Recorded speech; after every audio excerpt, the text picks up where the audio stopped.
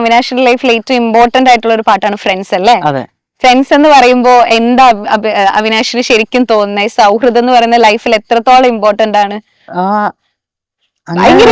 അത് എന്താ പറയണ്ടെന്ന് അറിയത്തില്ല. കാരണം ഞാൻ എന്നെ പല അവസ്ഥയിലും എന്നെ എന്താ പറയാ ദൈവത്തെ പോലെ വന്നത് ഫ്രണ്ട്സും, പിന്നെ ഞാൻ പറഞ്ഞു നമ്മുടെ വീഡിയോ കാണുന്നവരൊക്കെ നമ്മളെ അത്രയധികം സപ്പോർട്ടാണ് ചെയ്തത്. ഒരുപാട് എനിക്ക് പറയാൻ നന്ദി അവരോട് എങ്ങനെ പറയേണ്ടത് എനിക്ക് അറിയത്തില്ല. ഞാൻ ഒരുപാട് വീഡിയോയിൽ അവരോട് പറഞ്ഞിട്ടുള്ള കാര്യമാണ്. അത്രയും സപ്പോർട്ടാണ് നമ്മൾ ഡൗൺ ആയി നിന്നപ്പോഴൊക്കെ എനിക്ക് വന്നത്. കാരണം ഒരു മെസ്സേജ് ഓക്കെ ആണോന്ന് ചോദിച്ചു കഴിഞ്ഞാൽ അപ്പൊ തന്നെ നമുക്കൊരു ഉള്ളിലൊരു സന്തോഷം വരും. അതെ, ഇപ്പോഴത്തെ ഒരു കാലത്ത് നമ്മുടെ അടുത്ത് ഓക്കെ ആണെന്ന് ചോദിക്കാൻ പോലും മനസ്സല്ലേ.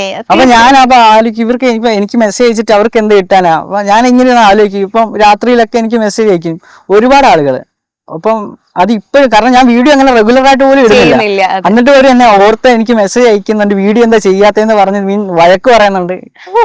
അതെ, അതാണ് നമ്മള്. അപ്പൊ അവര് പറയുന്നത് ഞങ്ങളുടെ ഒരു അനിയനാണ്, അല്ലെങ്കിൽ ഞങ്ങളുടെ ഒരു മോനാണ്. ആ ഒരു സാന്ദ്രതയിലാണ് വഴക്ക് പറയുന്നത്. കാരണം ആളൊന്ന് ആക്റ്റീവ് ആകണം, അവർക്ക് പഴയ അവിയെ കിട്ടണം, അതാണ് അവര് പറയുന്നത്. അത് എല്ലാ വീഡിയോന്റെ താഴെ ഉണ്ട്. അത്രയും ആളുകള് അത് അക്സെപ്റ്റ് ചെയ്യുന്നോണ്ടാണ്. പിന്നെ അവിനാഷ് ഇരിക്കുന്ന കുറച്ച് വർഷങ്ങളില് മൊത്തത്തിലൊരു മാറ്റവും വന്നിട്ടുണ്ട്. മൊത്തത്തില് ഞാൻ ഒരു വർഷത്തോളം ഞാൻ വീട്ടിൽ തന്നെ ഇരിക്കുവായിരുന്നു. പുറത്തോട്ട് ആരുമായിട്ട് അങ്ങനെ കണക്ട് ഒന്നും ഇല്ല, സംസാരിക്കത്തൊന്നും ഇല്ലായിരുന്നു. ഞാൻ വീട്ടിൽ തന്നെ ആയിരുന്നു. അപ്പം അന്ന് അമ്മ അന്ന് ഇല്ലായിരുന്നു, വരാൻ പറ്റില്ല. അപ്പൊ അന്ന് എന്നെ കൂടുതലൊക്കെ നോക്കിയ അച്ഛൻ തന്നെ ആയിരുന്നു. നല്ലതുപോലെ എന്നെ എന്താ പറയുക കുഞ്ഞുകുട്ടിയെ പോലെ അപ്പോഴും എന്നെ നോക്കിയിട്ടുള്ളത്. അതെ അതെ, അച്ഛൻ എനിക്ക് തോന്നുന്നത് അമ്മേനെ പോലെ തന്നെ നല്ല ചില്ലായിട്ടുള്ള. അങ്ങനെ അച്ഛൻ സംസാരിക്കില്ല, പക്ഷെ സപ്പോർട്ട് നന്നായിട്ടുണ്ട്. അതെ, ഞാൻ എന്തെങ്കിലും ആഗ്രഹിച്ചു കഴിഞ്ഞാൽ അതിന്റെ കൂടെ ഇപ്പം ഒന്നും നോക്കത്തില്ല, കൂടെ വരും, ചെയ്തോളും, കുഴപ്പമില്ല. അതെ, മനസ്സിലായി. ഇപ്പൊ അവിനാഷിന്റെ ലൈഫിൽ കുറെ ടഫ് സിറ്റുവേഷൻസ് ഉണ്ടായത് നമ്മൾ എല്ലാവരും അറിഞ്ഞിരുന്ന കാര്യമാണ്. അപ്പൊ ആ ഒരു ടഫ് സിറ്റുവേഷനില് അവിനാഷ് പഠിച്ചൊരു പാഠം എന്തായിരിക്കും? ഒരു ലെസൺ ഉണ്ടാവുമല്ലോ നമ്മളുടെ ഒരു ലൈഫിൽ ഏറ്റവും ടഫ് ആയിട്ടുള്ള ഒരു സിറ്റുവേഷൻ വരും, നമുക്കൊരു ഡിഫിക്കൽട്ട് ആയിട്ടുള്ള സിറ്റുവേഷൻ വരും, ഇനി മൂവ് ഓൺ ചെയ്യാൻ പറ്റുമോ എന്ന് നമുക്ക് പോലും ചിന്തിക്കാൻ പറ്റുന്ന ഒരു സിറ്റുവേഷൻ വരും. ആ ഒരു സിറ്റുവേഷനിൽ അവിനാഷ് പഠിച്ച ഏറ്റവും വലിയൊരു ലെസൺ എന്താ? അതായത് സമയം എന്ന് പറയുന്നത് നല്ല സമയമുണ്ട്, ചീത്ത സമയമുണ്ട്. അപ്പൊ ഈ ഒരു മോശം സമയം കഴിഞ്ഞ് കഴിഞ്ഞാൽ ഉറപ്പായിട്ട് നല്ല സമയം വരും.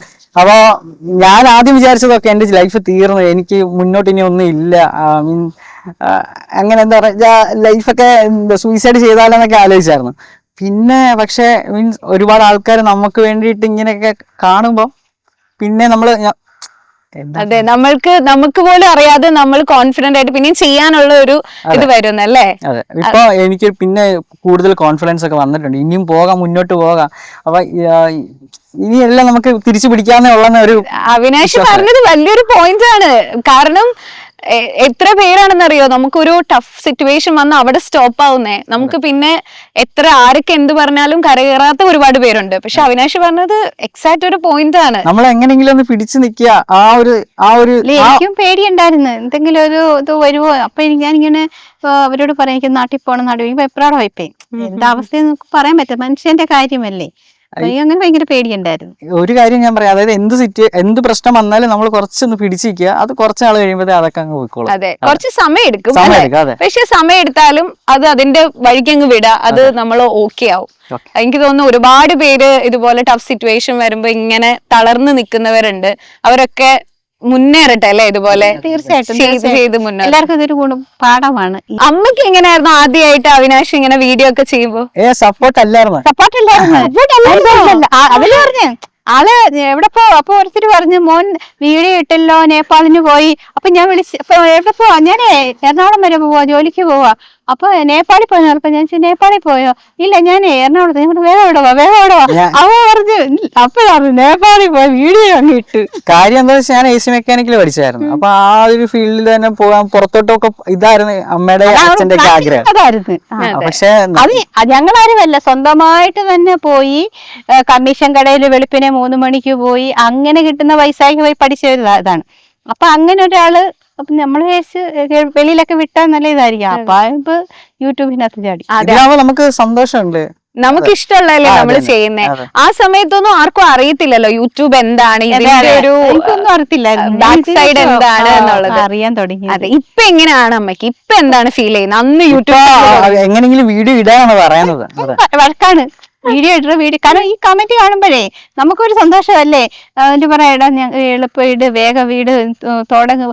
വന്നിട്ട് ഓരോരുത്തർ പറയുന്നു ഒരു ശകല സമയം മതി, അതെങ്കിലും ഒന്നും വേണ്ട, ചുമ്മാ വന്ന് നിൽക്ക, അങ്ങനെയൊക്കെ പറയുമ്പോഴത്തേക്കിന് അത്രത്തോളം ഇഷ്ടപ്പെടുന്നുണ്ടല്ലേ അങ്ങനെയൊക്കെ പറയുന്നത്. അടുപ്പിച്ച് കുറെ വീഡിയോ ഇട്ടാ തീരാന്ന പ്രശ്നങ്ങളൊക്കെ ഉള്ളു എനിക്ക്. പക്ഷെ അതും ഇപ്പൊ അങ്ങോട്ട് പറ്റുന്നില്ല. അതാണ് ഞാൻ ഇങ്ങനെ ഒരു അതെന്താ അറിയോ, നമുക്ക് ഒരു ബ്രേക്ക് വന്നാ പിന്നെ ഇത് റീസ്റ്റാർട്ട് ചെയ്യാൻ ഒരു ടൈം എടുക്കുമല്ലോ, അതാണ്. പക്ഷെ റീസ്റ്റാർട്ട് ചെയ്താൽ പിന്നെ എനിക്ക് പിന്നെ അവിനാശിനെ നോക്കണ്ട, പിന്നെ അവി വ്ലോഗ്സ് എല്ലാ ദിവസവും വീഡിയോസ് ഇട്ട് ഞങ്ങൾ ഇത് ഇന്ന് കൊറോണ ടൈമിലൊക്കെ ഗൾഫ് രാജ്യങ്ങളിലൊക്കെ സമയം പോയത് ഈ അവിനാശിന്റെ വീഡിയോ കണ്ടിട്ടായിരുന്നു എന്നൊക്കെ ഒരുപാട് പേര് കമന്റ്.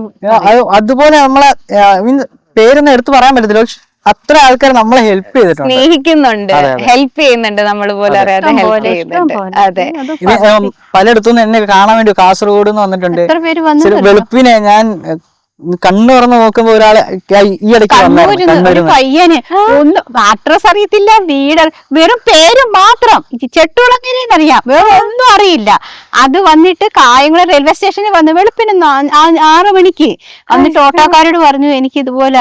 അപ്പൊ അവര് ചോദിച്ചു ആ പയ്യൻ ഇല്ലെങ്കിൽ എങ്ങനെയാ, ഞാൻ കണ്ടാലും കണ്ടില്ലേലും എനിക്ക് ആ വീട്ടിലൊന്ന് പോണം. ഭാഗ്യത്തിന് അമ്മയുടെ ആങ്ങളുണ്ട്, മാമനാണ് ചായ കുടിക്കാൻ പോയത് റോഡിലായിരുന്നു, ആ ജംഗ്ഷനിൽ നിന്ന് കണ്ടു. ആ ചായക്കട ചെന്ന് ചോദിക്കുന്നത് ആങ്ങളയോടാണ് ചോദിക്കുന്നേ, അവിനാശിന്റെ അവി വ്ലോഗ്സിന്റെ വീഡിയോ ചോദിച്ചത്. അങ്ങനെ മാമൻ പിന്നെ വീട്ടിൽ കൊണ്ടുവന്നു ഇങ്ങനെ കാണിച്ചു. എന്നിട്ട് റെയിൽവേ സ്റ്റേഷനില് അതിന്റെ ഇടയ്ക്ക് ആരോ കാണിച്ചു, ഫോട്ടോ കാണിച്ചു. അപ്പം ചെട്ടുളങ്ങരയിൽ അറിയുന്ന ആരോ ഉണ്ട്, ആ ആളാണ് ഇന്ന ബസ്സിൽ കയറിയിട്ട് ഇന്നടുത്ത് ഇറങ്ങാൻ പറഞ്ഞു.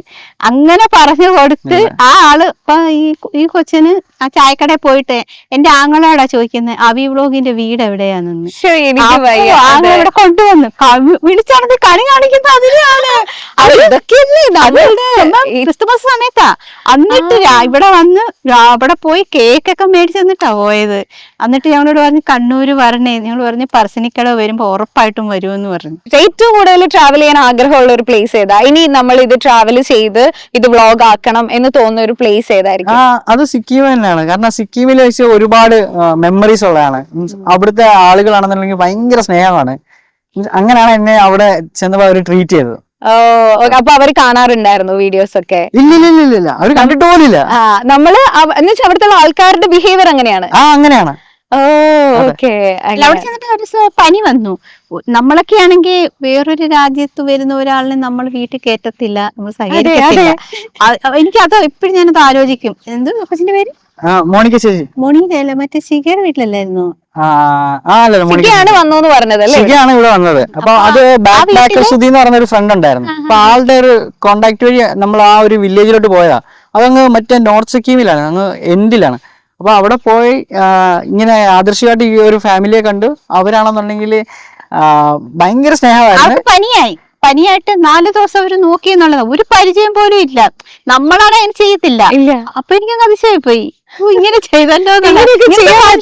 ഞാനാണെങ്കിൽ ഇടയ്ക്കിടയ്ക്ക് അങ്ങോട്ട് പോകും. ഞാനിപ്പോ അന്നൊരു തവണ പോയതിനു ശേഷം 2-3-4 തവണ അവിടെ പോയിട്ടുണ്ട്. ഇതിന് അത് കാണാൻ വേണ്ടി തന്നെ പോയിട്ടുണ്ട്.